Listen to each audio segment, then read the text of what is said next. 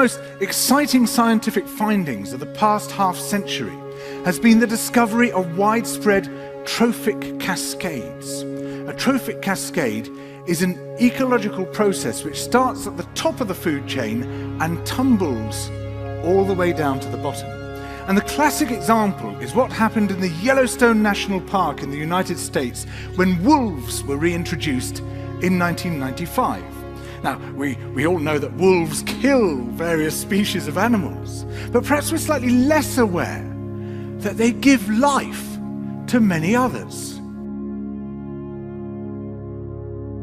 Before the wolves turned up, they'd been absent for 70 years, that the numbers of deer, because there was nothing to hunt them, had built up and built up in the Yellowstone Park, and despite efforts by humans to control them, they'd managed to reduce much of the vegetation there to almost nothing. They'd just grazed it away.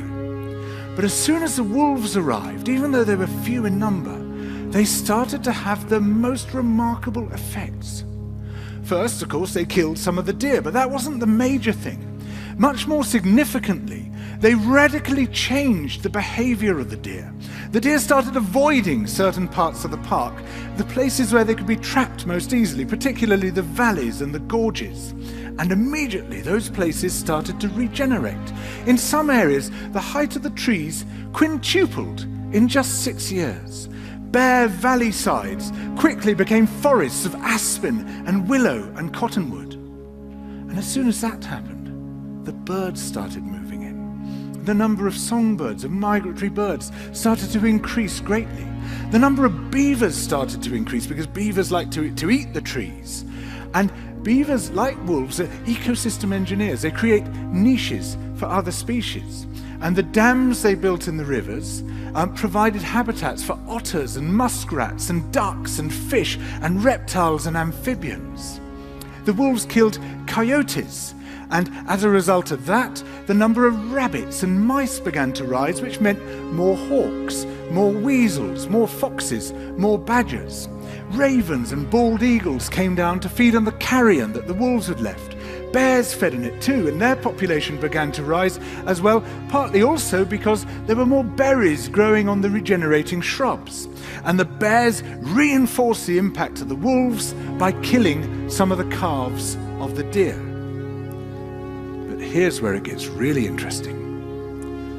The wolves changed the behavior of the rivers. They began to meander less. There was less erosion. The channels narrowed, more pools formed, more riffle sections, all of which were great for wildlife habitats. The rivers changed in response to the wolves. And the reason was that the regenerating forests stabilized the banks so that they collapsed less often, so that the rivers became more fixed in their course. Similarly, by driving the deer out of some places and the vegetation recovering on the valley sides, there was less soil erosion because the vegetation stabilized that as well.